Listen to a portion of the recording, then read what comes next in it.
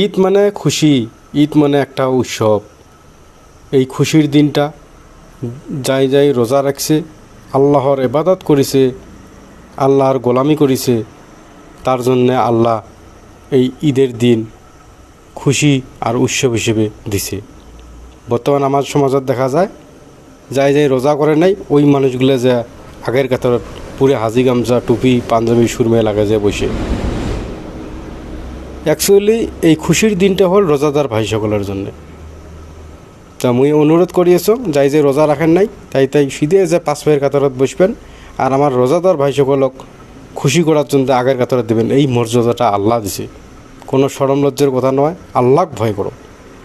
যাই যে আল্লাহর ইবাদত করেছে, আল্লাহর গোলামি করেছে, রোজা রাখছে, তার জন্য খুশির দিনটা বেশি বেশি করে পালন করা।